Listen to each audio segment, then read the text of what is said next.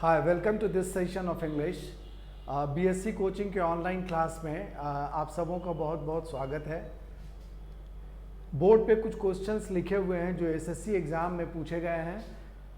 Word वाला portion पहले करते हैं और उसके बाद आज का जो सेशन होगा वो मेनली प्रोनाउन पर बेस्ड होगा। कल भी हम लोगों ने प्रोनाउन का किया था, प्रोनाउन के कॉन्सेप्ट्स को कल डिस्कस किया गया था। आज और आगे उसी डिस्कशन को बढ़ाया जाएगा। ये जो क्वेश्चन वर्ड वाला है वो यहाँ पे लिखा हुआ है। पहले भी इस तरह के क्वेश्चंस हम लोगों ने किए हैं और ये वर्ड पर बेस्ड है। ठीक द सेम वर्ड, एक मेन वर्ड यहाँ पे दिया हुआ है टीडीएस, और नीचे में जो ऑप्शंस हैं उनमें से कौन सही ऑप्शन होगा ये you have to take. SSC exam में ये क्वेश्चन हमेशा पूछा जाता है, चाहे प्रीलिम्स हो या मेंस हो। बैंक के एग्ज़ाम में इस क्वेश्चन को भी पूछा जाता है, लेकिन ये जो वर्ड्स हैं बैंक वाले एग्ज़ाम में जो मेन वर्ड दिया जाता है वो पैसेज से उठा कर दिया जाता है। तो ये इंडिपेंडेंट होता है एसएससी वाले केस में, बट बैंक वाले में कॉम्प्रहेंशन में पैसेज से निकाल के वर्ड को दिया जाता है। तो वहाँ पे थोड़ा कॉन्टेक्स्ट पर भी ध्यान देना पड़ता है कि इस वर्ड को पैसेज में किस कॉन्टेक्स्ट में यूज़ किया गया था। So this is the difference, but the basic is the same. Now we discuss, यहाँ पे tedious word है, नीचे में 4 ऑप्शंस है। सबका मीनिंग अगर डिस्कस कर दूँ तो ये आसान होगा टिक करना। कोई जॉब टीडियस होता है, टीडियस का मतलब होता है उबाऊ, जिसमें मज़ा नहीं आए, जिसमें इंटरेस्ट नहीं आए, that type of A job is called tedious. कई बार ऐसा होता है कि कभी कभी ऐसा काम मिल जाता है जो बोरिंग होता है, जो ड्राई होता है, जिसमें मज़ा नहीं आता, तो उसके लिए वर्ड हम लोग यूज़ करते हैं टीडियस। टीडियस एक एडजेक्टिव है और नीचे में अगर हम देखें तो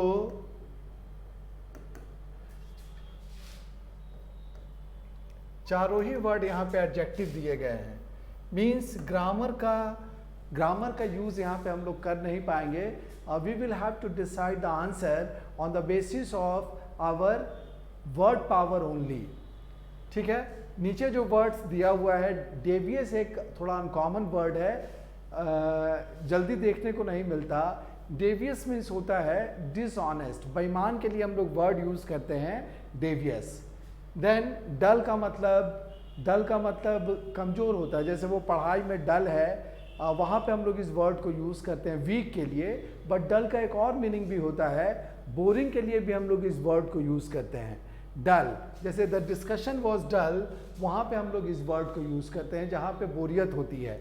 तो अगर मीनिंग के हिसाब से देखेंगे तो टीडियस का आंसर डल हो सकता है, बट 2 वर्ड्स और बचे हुए हैं, उसका भी मीनिंग जान लेना चाहिए। Next word is distinctive. एक वर्ड होता है डिस्टिंक्ट। डिस्टिंक्ट का मतलब होता है अलग। जैसे ये कलर दूसरे कलर से डिस्टिंक्ट है, डिफरेंट है, अलग है या विशिष्ट है, स्पेशल है, वहाँ पे हम लोग इस वर्ड को यूज़ करते हैं डिस्टिंक्ट। और उसी का दूसरा फॉर्म यहाँ पे दिया हुआ है डिस्टिंक्टिव।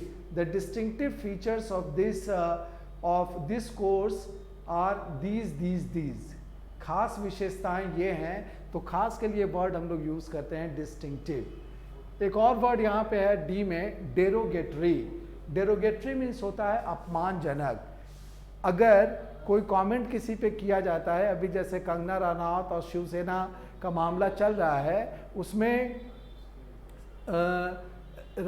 मिस्टर राउत ने कुछ डेरोगेटरी रिमार्क्स पास किए कंगना रनौत पे, तो अपमानजनक या इंसल्टिंग के लिए वर्ड है derogatory. So you have come to know the meaning of all the 5 words, और इस नॉलेज के आधार पे हम लोग क्या टिक कर सकते हैं कि टीडियस का आंसर होगा B dull, right. Then we come to question number 2। यहाँ पे एक वर्ड है ओनस, ये नाउन है, और नीचे के जो वर्ड्स हैं, सैडनेस भी नाउन है, happiness is again a noun, responsibility भी नाउन है, एंड क्रिटिसिज्म भी नाउन है। तो 5 वर्ड यहाँ पे नाउन है, तो इसीलिए पार्ट्स ऑफ स्पीच को मैच करके ग्रामर के हिसाब से हम लोग इस क्वेश्चन को नहीं कर सकते। यहाँ पर भी मीनिंग जानना ज़रूरी है। One important thing I would like to share with you कि अगर क्वेश्चन सेटर जो हैं वो ये चाहते हैं कि उनका ऑब्जेक्टिव है कि कैंडिडेट का वर्ड पावर टेस्ट करना है, तो क्वेश्चन इसी तरह का मिलेगा। वहाँ पे ग्रामर पर तुम डिसाइड नहीं कर सकते कि ये आंसर होगा। तो यहाँ पर भी सब वर्ड का मीनिंग जानना होगा। पहला एक वर्ड है ओनस। ओनस का मतलब होता है जिम्मेदारी, रिस्पॉन्सिबिलिटी के लिए हम लोग वर्ड यूज़ करते हैं ओनस। ये थोड़ा सा लीगल टर्म है। कई बार बोला जाता है कि आप पे ये इल्ज़ाम लगाया गया है, you have been alleged this and now this is your onus to prove yourself innocent, और अब ये आपकी जिम्मेदारी है कि आप अपने को निर्दोष साबित कीजिए। तो वहाँ पे हम लोग वर्ड यूज़ करते हैं ओनस। ओनस मीन्स जिम्मेदारी। Now we come to the options. Sadness means होता है उदासी, सैड से बना हुआ वर्ड है सैडनेस। हैप्पीनेस मीन्स खुशी। रिस्पॉन्सिबिलिटी मीन्स जिम्मेदारी। और एक और वर्ड यहाँ पे है क्रिटिसिज्म। क्रिटिसिज्म मीन्स होता है आलोचना। एक वर्ड, इसका वर्ब क्या है? क्रिटिसाइज। क्रिटिसाइज, क्रिटिसाइज वर्ब है, इसका मतलब होता है आलोचना करना। और अगर नाउन के रूप में देखते हैं तो क्रिटिसिज्म मीन्स आलोचना। सो पांचों वर्ड का मीनिंग पता है। We can safely tick C as our answer.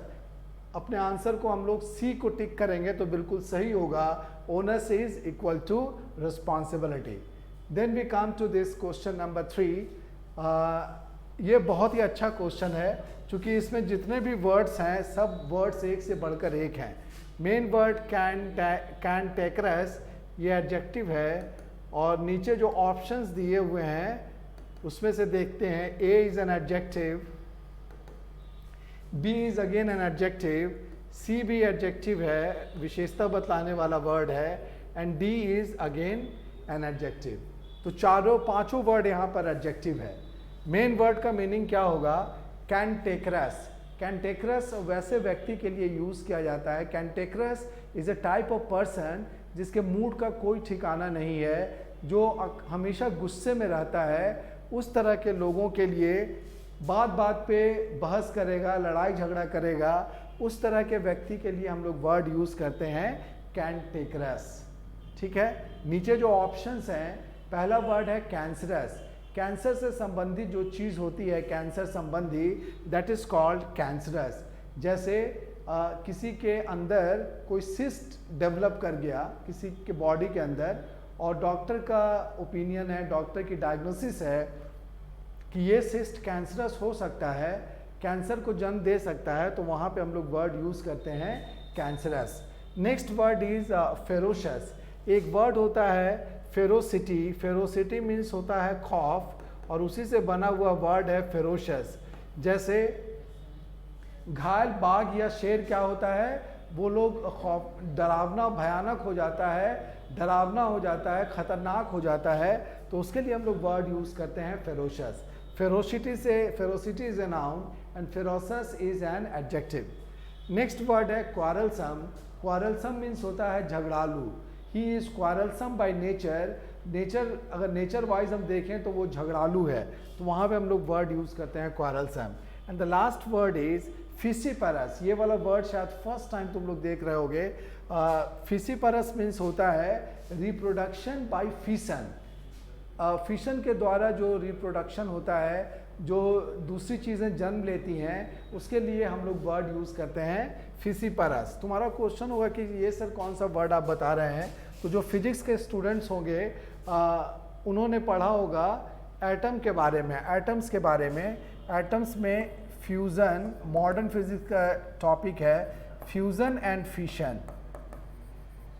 these are two phenomenon taking place in atomic structure। तो वहाँ पे वर्ड है फ्यूज़न एंड फिशन। ठीक है। तो ये था डिस्कशन वर्ड से रिलेटेड, जिसमें 3 क्वेश्चंस जो कि एसएससी के मेन एग्जाम में पूछे गए हैं वो मैंने तुम्हारे साथ डिस्कस किया। And during this course of discussion you might have come to learn as many as 10 to 12 new words. ये तुम लोगों को जानने को मिला होगा, right. Now we come to the grammar portion, और उसमें हम लोग डिस्कस करेंगे pronoun, concepts of pronoun.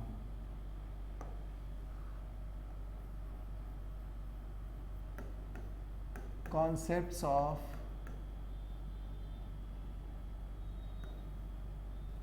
Pronoun.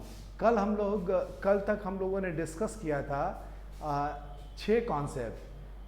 कल 5 कॉन्सेप्ट डिस्कस किए गए थे, जबकि इसके पहले वाला, कल के पहले का जो वीडियो है प्रोनाउन का पार्ट 2, उसमें हम लोगों ने डिस्कस किया था 1 कॉन्सेप्ट। ठीक है, तो that way we are going to discuss the 7th concept today.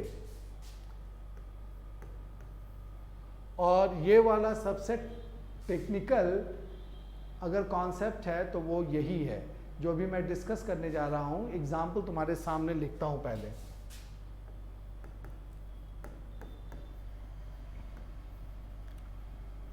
The guests whom we are talking about have come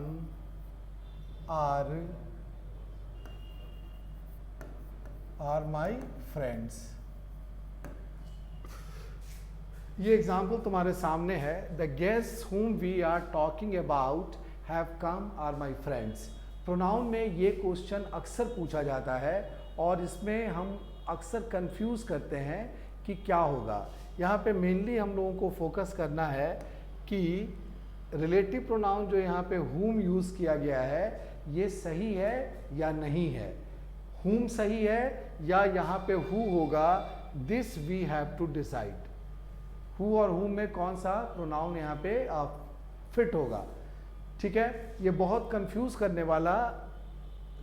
करने वाला ये क्वेश्चन है और एरर्स में अक्सर पूछा जाता है। इसके लिए पहले यहाँ पे लिख देता हूँ who और whom। दोनों इंटरोगेटिव प्रोनाउन है, बट दोनों में डिफरेंस क्या है कि who एक नॉमिनेटिव केस का प्रोनाउन है। केस का ध्यान होगा अगर कॉन्सेप्ट तो तुमको दिक्कत नहीं होगी, जबकि whom एक ऑब्जेक्टिव केस का प्रोनाउन है। ठीक है, ये तुम्हारे नॉलेज के लिए यहाँ पे बताया गया, बट अभी उसको यहाँ पे हम लोग अप्लाई नहीं करेंगे। यहाँ पे इस सेंटेंस में हम लोग देखते हैं थोड़े दूसरे एंगल से इसको। अगर इस पूरे सेंटेंस की बात की जाए तो इसमें देखते हैं कि सब्जेक्ट और वर्ब कहाँ कहाँ पे है। यहाँ पे पहला सब्जेक्ट है the guests, this is subject number 1, और इसका जो करस्पॉन्डिंग, ठीक से समझना इसको, सब्जेक्ट 1 का जो करस्पॉन्डिंग वर्ब है वो यहाँ पे है, the guests are my friends. तो यहाँ पे इस सब्जेक्ट 1 का जो करस्पॉन्डिंग वर्ब है वो यहाँ पे है आर के रूप में। ठीक है, फिर यहाँ पे देखते हैं सब्जेक्ट नंबर 2 कौन सा है।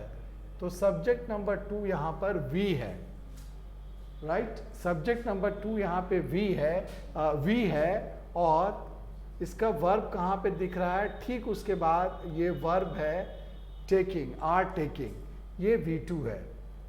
ठीक है, the guests whom we are talking about have come are my friends।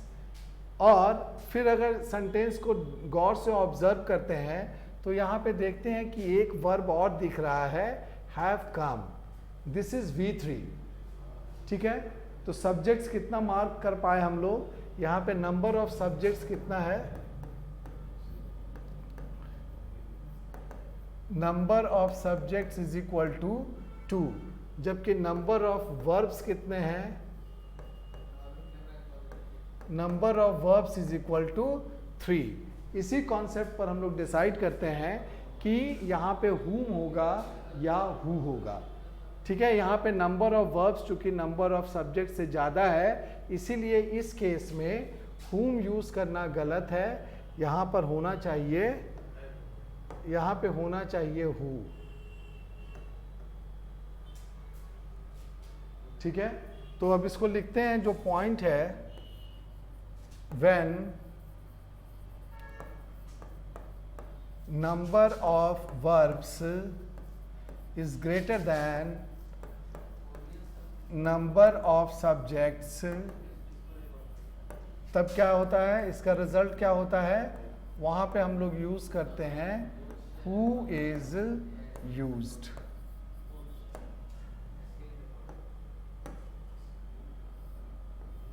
This is important. जब नंबर ऑफ वर्ब्स बड़ा है नंबर ऑफ सब्जेक्ट से, तो वहाँ पे हम लोग यूज़ करते हैं हु। तो ये था कॉन्सेप्ट नंबर 7। कॉन्सेप्ट 7 का ये पार्ट 1 था। This is part 1 of concept 7। ठीक है, अब now we are going to discuss its second part. Second part का एग्जाम्पल भी यहाँ पे लिखते हैं और तब उसको एक्सप्लेन करेंगे।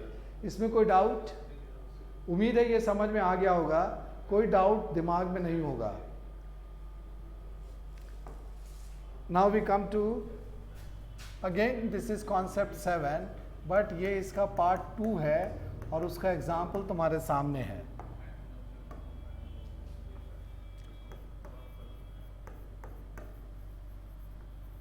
The players whom we have selected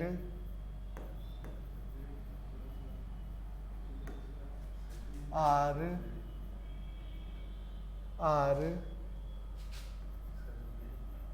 well trained. This is the example. The players whom we have selected are well trained. ठीक है, अब इसमें भी वही वाला अप्लाई करते हैं। इसमें भी आइडेंटिफाई करते हैं कि सब्जेक्ट्स कितने हैं और वर्ब्स कितने हैं। यहाँ पे इसके पहले वाले एग्जाम्पल के जैसा ही द प्लेयर्स सब्जेक्ट नंबर 1 है और इसका कॉरस्पॉन्डिंग वर्ब यहाँ पे है। The players are well trained, this is verb number 1। ठीक है, हम लोगों को डिसाइड करना है कि यहाँ पे whom होगा या who होगा। This we have to decide, इसी पे फोकस करना है। ठीक है, फिर सब्जेक्ट नंबर 2 की बात अगर की जाए तो वी सब्जेक्ट नंबर 2 है, जबकि इसका करस्पॉन्डिंग वर्ब ठीक इसके बाद में है वर्ब नंबर 2। क्लियर? यहाँ पे क्या है, यहाँ पे अगर हम देखें तो number of subjects is equal to 2 and number of verbs is also equal to 2। यही केस है। तो जब दोनों बराबर है, number of subjects is equal to number of verbs, तब क्या होगा, क्या केस बनेगा, यहाँ पे लिखते हैं।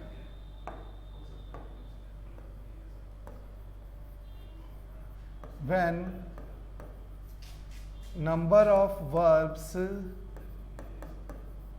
is equal to number of subjects, क्या होता है,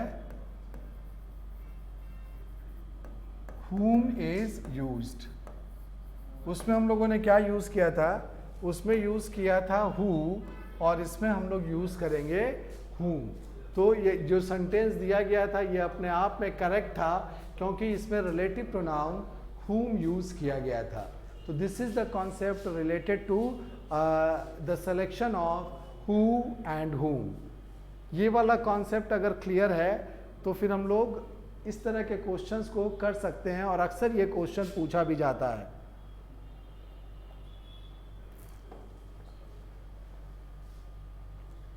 क्लियर?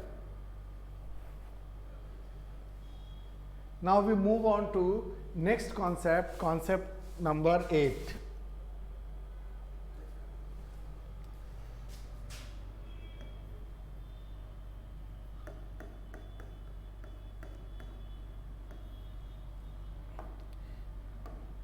इसका भी एग्जाम्पल लिखता हूँ। 2 एग्जाम्पल्स अगर लिखें तो इस कॉन्सेप्ट को अच्छे तरीके से एक्सप्लेन कर पाएंगे। Concept 1 is the actor and singer was rewarded। This is one example, the actor and singer was rewarded। Second example लिखते हैं,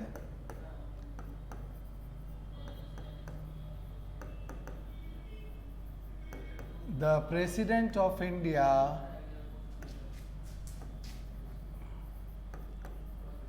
and the governor of Bihar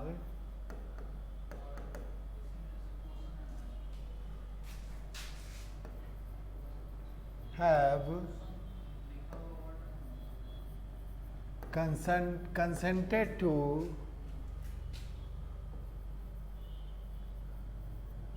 attend the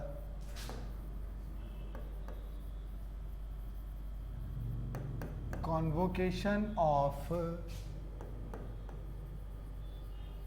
Patna University.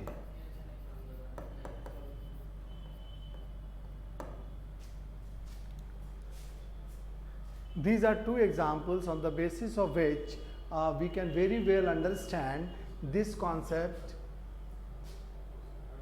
First example में है the actor and singer was rewarded. यहाँ पर एक actor है और एक सिंगर,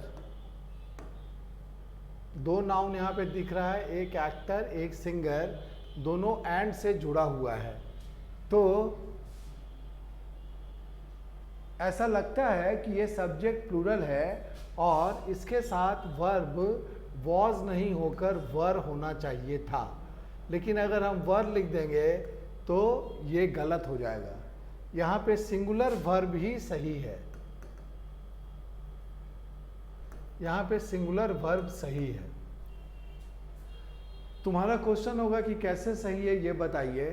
तो यहाँ पे बताते हैं कि एक्टर और सिंगर, कभी कभी ऐसा भी होता है कि एक ही आदमी एक्टर भी है। आजकल तो ज़्यादातर वैसा ही केस है, अमिताभ बच्चन को लो, शाहरुख खान को लो, सलमान खान को लो, सोनू निगम को लो, वो लोग क्या है, बेसिकली दे आर एक्टर।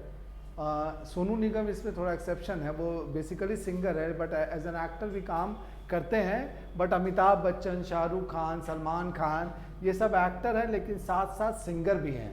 तो अगर उनको हम लोग उनके बारे में बात करते हैं तो लिखा जा सकता है द एक्टर एंड सिंगर, मतलब एक ही व्यक्ति एक्टर भी है और सिंगर भी है। ये कैसे पता चलेगा, इस पे ध्यान देना। यहाँ पर सिंगर के पहले द नहीं लिखा हुआ है। अगर सिंगर के पहले द लिख दिया जाता तो हमें ये मानना पड़ता कि एक एक्टर है और दूसरा जो आदमी है वो सिंगर है। मीन्स यहाँ पे सब्जेक्ट दो लोग होते और सब्जेक्ट को हम लोग प्लूरल कंसीडर करते। बट इस केस में चूंकि द नहीं लगा हुआ है, इसका मतलब we are talking about a person who is both an actor and a singer. इस चीज़ को ध्यान में रखेंगे तो ये पूरा का पूरा जो सब्जेक्ट है ये सिंगुलर माना जाता है। This whole subject is taken as singular और इसीलिए इसके बाद वर्ब हम लोग लगाते हैं सिंगुलर। अगर कोई प्रोनाउन भी होता तो वो भी सिंगुलर ही लिखा जाता। ठीक है, जैसे the actor and singer has picked up his luggage, तो वहाँ पे हम लोग हिज जो प्रोनाउन यूज़ करते वो भी सिंगुलर होता। ठीक है, वर्ब एंड प्रोनाउन दोनों इसके बाद जो आएंगे वो सिंगुलर होंगे। Now we take up example number 2। यहाँ पर एंड से जुड़ा हुआ, यहाँ भी एंड है, दो सब्जेक्ट हैं, एक तो है प्रेसिडेंट ऑफ इंडिया और दूसरा है गवर्नर ऑफ बिहार।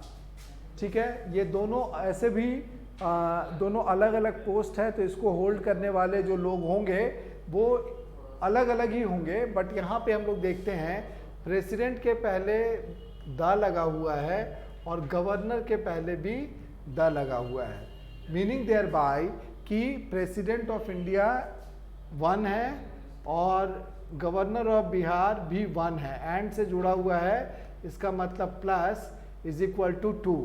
तो ये जो सब्जेक्ट है ये अपने आप में प्लूरल है और इसके बाद आने वाला वर्ब और प्रोनाउन दोनों प्लूरल होने चाहिए। यहाँ पे जो एग्जाम्पल दिया गया है, प्रोनाउन तो इसमें दिख नहीं रहा है but as far as verb is concern यहाँ पे हैव कंसेंटेड है, यानी कि ये जो वर्ब है ये प्लूरल वर्ब है। अगर हैज़ कंसेंटेड रहता, इस पर से डिसाइड करेंगे हम लोग। अगर यहाँ पे हैज़ होता तो ये सिंगुलर होता और चूंकि हैव है इसीलिए ये प्लूरल है। तो the president of India and the governor of Bihar have consented to attend the convocation of Patna university. यहाँ पे एक अच्छा वर्ड मैंने लिखा है कन्वोकेशन। कन्वोकेशन की हिंदी होती है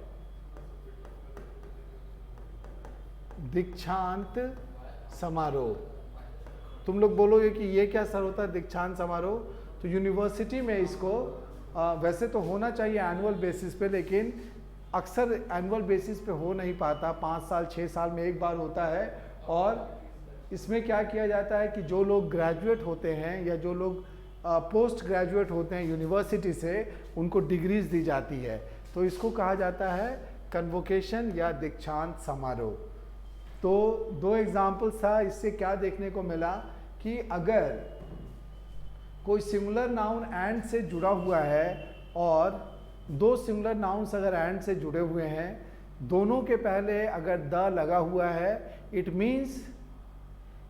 मीन्स कि दोनों अलग अलग हैं। और अगर सिर्फ पहले वाले के पहले द लगा हुआ है, इसका मतलब, और बाद वाले, इसका मतलब ये हुआ कि दोनों ही व्यक्ति एक ही हैं। So this is the concept.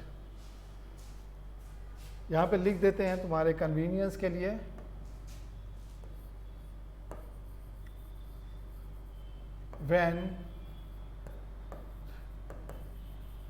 when 2 different persons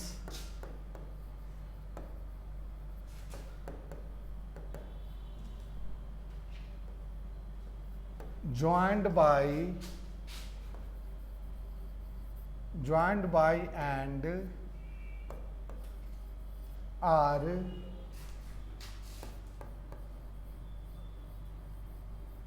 preceded by the, are joined by and preceded by the comma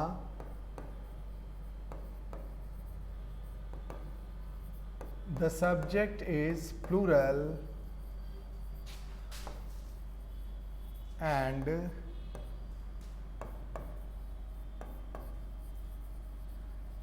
the following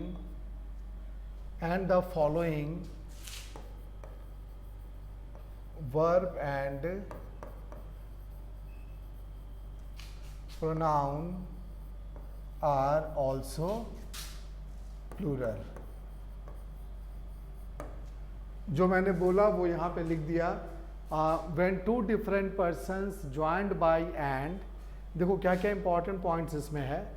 2 अलग अलग व्यक्ति हैं, अगर वो एंड से जुड़े हुए हैं, जैसा कि एग्जाम्पल 2 में तुमको देखने को मिलेगा, एंड से जुड़े हुए हैं और साथ ही साथ दोनों के पहले द लगा हुआ है। प्रीसीडेड का मतलब पहले आना, यहाँ पर भी द है और यहाँ पर भी द है, ठीक है। तब जो पूरा सब्जेक्ट है, जैसे सब्जेक्ट कहाँ से कहाँ तक होगा, सेकंड एग्जाम्पल में यहाँ से लेकर यहाँ तक पूरा सब्जेक्ट है। इस सब्जेक्ट को हम लोग प्लूरल कंसीडर करते हैं। The subject is plural and the following verb and pronoun are also plural. तो यहाँ पे आने वाला वर्ब और प्रोनाउन तो इस एग्जाम्पल में दिखेगा नहीं, दिख नहीं रहा है, बट यहाँ पे वर्ब है, तो वर्ब कहाँ पे है, हैव कंसेंटेड। ये वाला प्लूरल वर्ब है, जो किस वजह से हुआ, चूंकि प्रेसिडेंट ऑफ इंडिया और गवर्नर ऑफ बिहार अलग अलग व्यक्ति हैं, एंड से जुड़े हुए हैं, इसीलिए इस सब्जेक्ट को हम लोग प्लूरल मानते हैं। तो this is concept number 8 which has been discussed in detail to you. उम्मीद है कि ये वाला भी तुम लोगों को समझ में आ गया होगा। अगर कोई डाउट होगा तो कमेंट बॉक्स में तुम जाकर पूछ सकते हो कि सर डाउट है, आप बताइए। Then we are going to take up next concept number 9.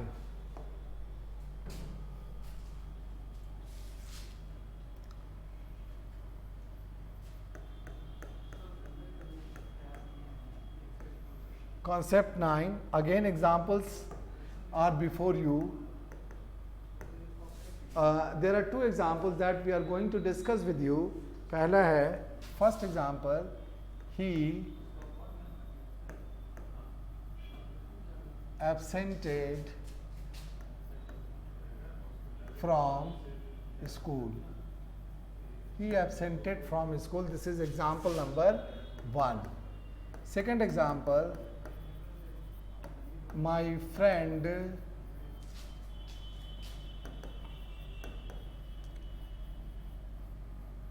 introduced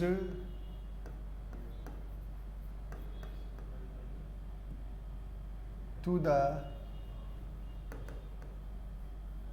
chairman as the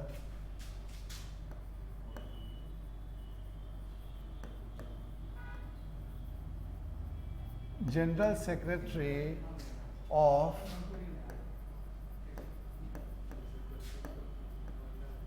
the Workers Union। ये दो एग्जाम्पल है जिसके बेसिस पे इसको हम लोग डिसाइड करते हैं। फर्स्ट एग्जाम्पल में ही एब्सेंटेड फ्रॉम स्कूल। देखने में ये सेंटेंस बिल्कुल सही लगता है कि उसने स्कूल से अपने को एब्सेंट कर दिया, अनुपस्थित कर दिया, but grammatically speaking this sentence is wrong. क्यों गलती है ये हम लोग देखेंगे कि कहाँ पे गलत है और क्यों है। ये जो कॉन्सेप्ट है ये कहता है कि कुछ वर्ब ऐसे होते हैं जिसके बाद रिफ्लेक्सिव प्रोनाउन यूज किया जाता है। कुछ इंपॉर्टेंट जो एग्जाम्पल्स हैं इसके वो मैं लिखवा दूंगा, अभी लिखूंगा भी यहाँ पे। बट कुछ वर्ब ऐसे होते हैं जिसके बाद रिफ्लेक्सिव प्रोनाउन लगाना ज़रूरी है। अगर रिफ्लेक्सिव प्रोनाउन नहीं लगेगा तो वो सेंटेंस ग्रामेटिकली इनकरेक्ट होगा। तो जैसे फर्स्ट एग्जांपल है ही एब्सेंटेड फ्रॉम स्कूल। यहाँ पे वर्ब क्या है? यहाँ पे वर्ब है एब्सेंटेड। ये एब्सेंट या प्रेजेंट ऐसे वर्ब्स हैं जिसके बाद रिफ्लेक्सिव प्रोनाउन लगाना ज़रूरी है। यानी कि ये सेंटेंस कब सही होगा? अगर इस वर्ब के बाद हम लोग रिफ्लेक्सिव प्रोनाउन लगाएंगे। अब क्वेश्चन ये उठता है कि रिफ्लेक्सिव प्रोनाउन कैसे डिसाइड करेंगे? रिफ्लेक्सिव प्रोनाउन को मैंने डिटेल में पढ़ाया है, रिफ्लेक्सिंग एंड एम्फेसाइजिंग प्रोनाउन। ये डिस्कशन हुआ था प्रोनाउन पार्ट 1 में, उस वीडियो को देख सकते हो इसको ठीक से समझने के लिए। तो एब्सेंटेड के बाद यहाँ पे रिफ्लेक्सिव प्रोनाउन यूज होगा और वो किसके हिसाब से होगा? ही के हिसाब से होगा। ही के हिसाब से यहाँ पे हम लोगों को लिखना पड़ेगा himself. He absented himself from school. अगर इस तरह से ये सेंटेंस लिखा रहता तब तो ये ग्रामेटिकली सही था, लेकिन चूंकि यहाँ पे रिफ्लेक्सिव प्रोनाउन मिसिंग था तो दैट वे ये जो एग्जाम्पल, ये जो सेंटेंस था वो गलत था। The sentence was grammatically incorrect. Got it? समझ में आ गया कि कुछ वर्ब ऐसे होते हैं जिसके बाद रिफ्लेक्सिव प्रोनाउन लगाना ज़रूरी होता है। Right? Then we take up example 2। Example 2 में देखते हैं कि my friend introduce to the chairman as the general secretary of the workers union. मेरा फ्रेंड है, उसने कंपनी के चेयरमैन के सामने अपने को क्या कहकर इंट्रोड्यूस किया कि I am the general secretary of the workers union. Clear? अब यहाँ पे देखते हैं इस सेंटेंस में कि वर्ब कहाँ पे है। तो ये एक वर्ब है। इंट्रोड्यूस का मतलब होता है परिचय देना। ठीक है? तो इंट्रोड्यूस एक वर्ब है और इस वर्ब के बाद भी रिफ्लेक्सिव प्रोनाउन चाहिए। रिफ्लेक्सिव प्रोनाउन किसके हिसाब से डिसाइड करेंगे?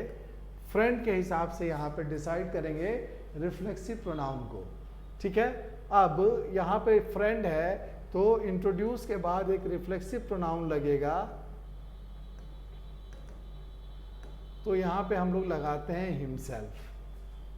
माई friend introduced himself to the chairman as the general secretary of the workers union. Clear? तुम्हारा क्वेश्चन होगा कि सर फ्रेंड के साथ आपने हिमसेल्फ क्यों यूज़ किया? फ्रेंड तो लड़की भी हो सकती थी, या मान लीजिए कोई लड़की अगर बोलती है उसकी फ्रेंड भी लड़की ही है, तो आपने हरसेल्फ क्यों नहीं यूज़ किया? तो राइट, यहाँ पे हरसेल्फ भी यूज़ कर सकते थे, बट जब तक ये बिल्कुल क्लियर नहीं। ये बताता हूँ, like our society English grammar is also male dominated. This is a fact कि इंग्लिश ग्रामर भी मेल डोमिनेटेड है। जब तक क्लियर कट पता नहीं हो कि दिए गए सेंटेंस में फेमिनिन कैरेक्टर इन्वॉल्व्ड है, कोई फीमेल इन्वॉल्व्ड है, तब तक वहाँ पे हम लोग फीमेल वाला प्रोनाउन यूज़ नहीं करते। इसीलिए हमेशा सेफ होता है मैस्कुलिन जेंडर को यूज़ करना। तो यहाँ पे इसीलिए यूज़ किया गया है हिमसेल्फ। तो इंट्रोड्यूस वर्ब के बाद रिफ्लेक्सिव प्रोनाउन का लगाया जाना ज़रूरी था। अगर यहाँ पे हिमसेल्फ या इन सम केस अगर हरसेल्फ भी लिखा रहता तो ये सेंटेंस ग्रामेटिकली करेक्ट होता। So this is the discussion और this is the explanation to concept number 9। अब तुम्हारे मन में क्वेश्चन आ रहा होगा कि कौन कौन सा सर वर्ब ऐसा है हम लोगों को तो ठीक से आइडिया नहीं है, कैसे पहचानेंगे कि किस वर्ब के बाद रिफ्लेक्सिव प्रोनाउन लगेगा और किस वर्ब के बाद नहीं लगेगा। तो वो एग्जाम्पल्स यहाँ पे लिखता हूँ।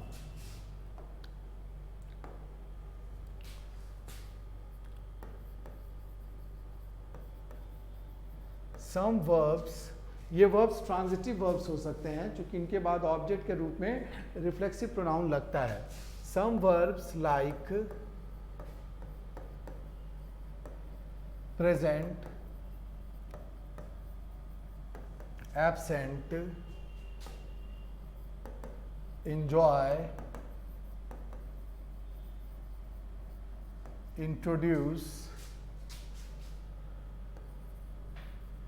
devote, confine, devote, confine, इसके बाद disguise, dress,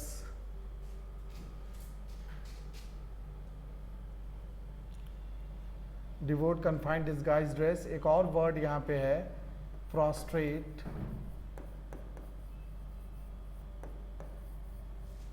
etc. take, reflexive pronouns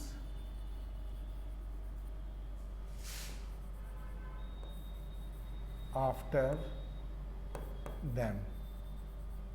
इन वर्ब्स को नोट कर लेना। ये वही इंपॉर्टेंट वर्ब्स हैं जो अक्सर एग्जाम में पूछे जाते हैं। Present, absent, enjoy, introduce, devote. Devote यहाँ पे लिखता हूँ V1।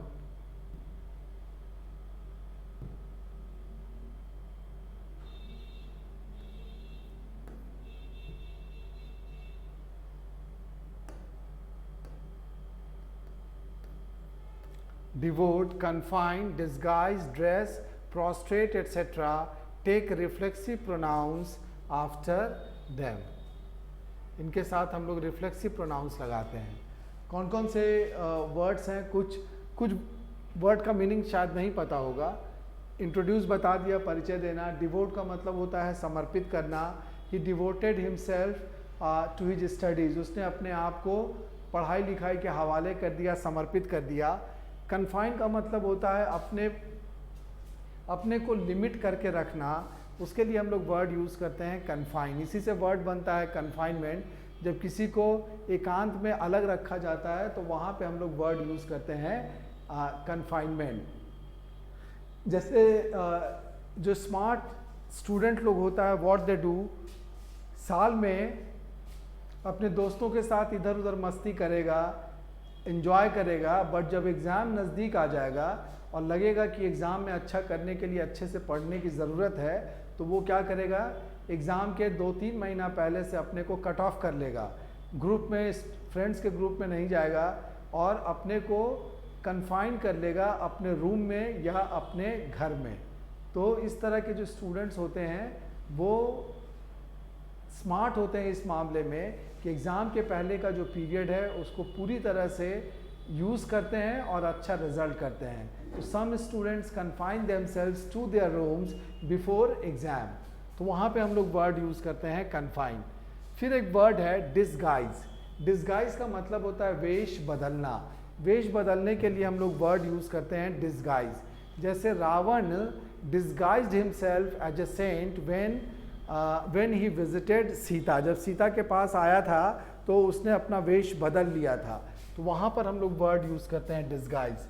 ड्रेस का मतलब होता है कपड़ा पहनना। Amitabh Bachchan always dresses himself nicely, वहाँ पर भी हम लोग हिमसेल्फ यूज़ करते हैं। अमिताभ बच्चन हमेशा अच्छा से कपड़ा वपड़ा पहनकर हम लोगों के सामने आते हैं। ठीक है। फिर एक वर्ड है यहाँ पे एक और अनकॉमन वर्ड है प्रोस्ट्रेट। प्रोस्ट्रेट मीन्स होता है साष्टांग दंडवत करना। तुम्हारा क्वेश्चन होगा कि ये क्या सर आप वर्ड बता रहे हैं, साष्टांग दंडवत करना। जब हम लोग मंदिर जाते हैं, when we visit a temple, तो क्या करते हैं, भगवान की मूर्ति के सामने एकदम लेट कर और तब वहाँ पे भगवान की पूजा करते हैं, अर्चना करते हैं, लेट जाते हैं, प्रणाम करते हैं, तो दैट इज कॉल्ड प्रोस्ट्रेट। वहाँ पे हम लोग वर्ड यूज करते हैं प्रोस्ट्रेट।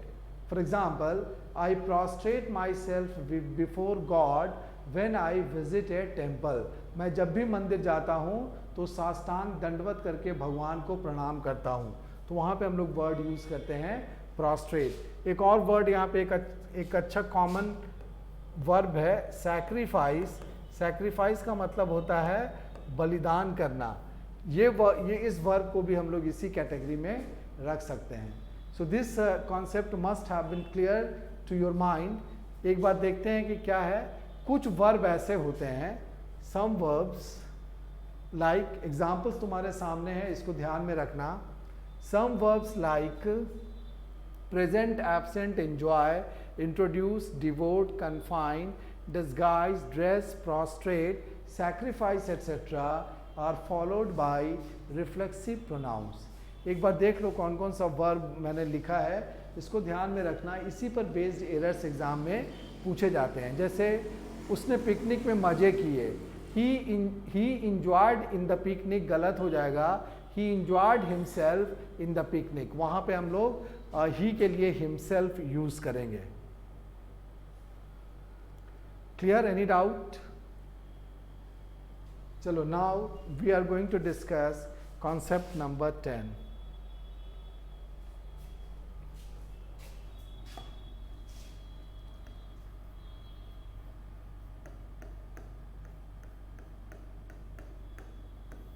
इसका भी एग्जाम्पल है।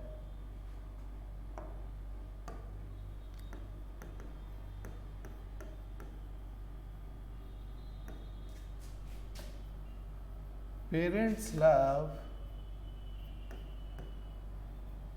everybody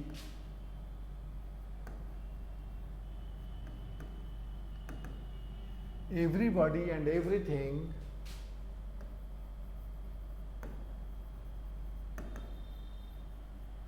who reminds them of their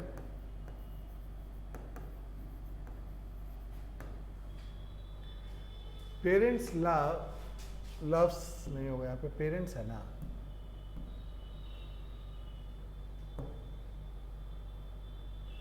parents love everybody and everything who reminds them of their children. Parents की ये टेंडेंसी होती है, ये नेचर होता है कि अगर उसके बच्चे बाहर हैं, मान लो ऐसा तुम लोग के साथ भी हो सकता है कि नेबरहुड में कोई पेरेंट्स ऐसे हैं जिनके बच्चे बाहर हैं और मान लो उनका बेटा तुम्हारे जैसा दिखता है, तो क्या होगा, वो जो पेरेंट्स होंगे, जो अंकल आंटी होंगे, वो तुमको ज़्यादा मानेंगे। कभी कभी उनके यहाँ कुछ स्पेशल आइटम बनेगा तो तुमको बुला के खिलाएंगे कि देखो ना आज ये स्पेशल चीज़ बनी है, तो लो तुम भी खाओ। क्यों ऐसा होता है? Psychologically they are satisfied. तुम खा लेते हो और तुम्हारा रिजेम्बलेंस उनके बेटा या बेटी से अगर है, लड़की अगर है, तो वो लोग सेटिस्फाइड हो जाते हैं कि चलो मेरे बेटे ने खा लिया। ऐसा feeling, this is the psychological feeling within them. तो parents love everybody and everything who reminds them of their children. तुम्हारा क्वेश्चन होगा ठीक है, व्यक्ति के बारे में आपने बात की, पर्सन के बारे में बात की, तो दैट इज एक्सेप्टेबल। एवरीथिंग का मतलब, तो मान लो कि उनका बेटा बुलेट मोटरसाइकिल चलाता है, ठीक है, और तुम भी बुलेट, तुम्हारे पास भी बुलेट है, तो जब भी तुम बुलेट से निकलोगे तो उनको ज़रूर याद आएगी कि मेरा भी बेटा भी रहता तो इसी तरह से बुलेट स्टार्ट करके वो जाता। तो दैट वे थिंग चीज़ें भी ऐसी होती हैं जो याद दिला सकते हैं। रिमाइंड का मतलब होता है याद दिलाना। Parents love everybody and everything who reminds them of their children. यहाँ पे अगर इस सेंटेंस की हम बात करें तो रिलेटिव प्रोनाउन कौन सा है? यहाँ पे रिलेटिव प्रोनाउन हु यूज किया गया है। यहाँ पर हु यूज किया गया है एज ए रिलेटिव प्रोनाउन। ठीक है, हम लोग जानते हैं कि रिलेटिव प्रोनाउन वाले सेक्शन में हम लोगों ने पढ़ा है, यानी कि ये प्रोनाउन पार्ट 2 में ये डिस्कशन था काइंड्स ऑफ प्रोनाउंस का। लास्ट में रिलेटिव प्रोनाउन हम लोगों ने पढ़ा था, उसके पहले एंटीसीडेंट की बात की गई थी। एंटीसीडेंट क्या होता है? उस नाउन या प्रोनाउन को हम लोग एंटीसीडेंट कहते हैं जो रिलेटिव प्रोनाउन के ठीक पहले आता है। यहाँ पर रिलेटिव प्रोनाउन हु के पहले आने वाला एंटीसीडेंट क्या है? एवरीथिंग। तो एवरीथिंग के लिए हु का जो यूज़ किया गया है यहाँ पे ये गलत है। यहाँ पे हु की जगह पे हम लोग विच यूज़ करेंगे। Parents love everybody and everything which reminds them of their children. इसका मतलब ये होगा कि we should be careful in using a relative pronoun. क्यों केयरफुल रहना चाहिए? क्योंकि जो रिलेटिव प्रोनाउन है it should be as per the antecedent. जैसा एंटीसीडेंट है तो एंटीसीडेंट के बाद चूंकि रिलेटिव प्रोनाउन आता है तो उसके हिसाब से ही हम लोग रिलेटिव प्रोनाउन वहाँ पे पुट कर सकते हैं। जैसे इस सेंटेंस में गलती हो गई। गलती क्या हुई कि जो एंटीसीडेंट था एवरीथिंग यहाँ पे एंटीसीडेंट के रूप में है, तो इसके हिसाब से रिलेटिव प्रोनाउन विच होना चाहिए था, जबकि हम लोगों ने यहाँ पे क्या यूज़ कर दिया? Who. So this is the concept कि we should be careful in using a relative pronoun. क्यों केयरफुल होना चाहिए? क्योंकि it should be according to the antecedent coming before the relative pronoun. तो इसी को यहाँ पे लिखता हूँ।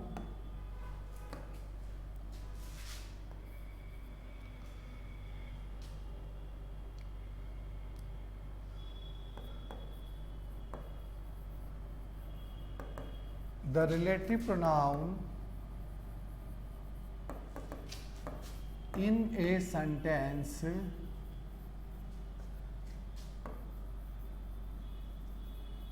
should be used. The relative pronoun in a sentence should be used as per the antecedent coming before it.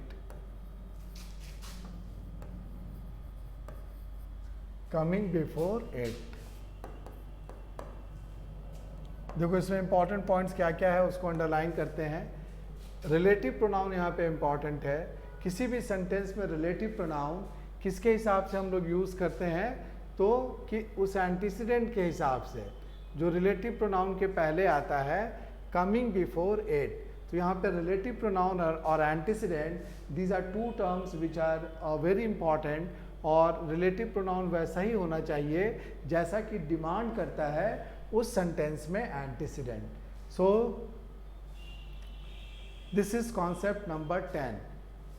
इसके 5-6 concepts और बचे हुए हैं जो कि हम लोग कल के लेक्चर में डिस्कस करेंगे। और जब ये कॉन्सेप्ट्स डिस्कस हो जाएंगे तो कल तो नहीं हो पाएगा, या कल भी कुछ एरर्स का हम लोग क्वेश्चंस कर सकते हैं अगर टाइम बचेगा तो, और नहीं तो फिर परसों और उसके बाद वाले लेक्चर में, उसके बाद वाले सेशन में हम लोग प्रोनाउन से रिलेटेड एरर्स को डिस्कस करेंगे। वेरियस टाइप्स ऑफ एरर्स जो कि एग्ज़ाम्स में भी आए हैं या जो इन कॉन्सेप्ट्स पर बेस्ड हैं, उनको हम लोग डिस्कस करेंगे। आज with this discussion I close the session today, और फिर नए सेशन में मिलेंगे नए कंटेंट्स के साथ। Till then, take very good care of yourself and your family members. Thank you.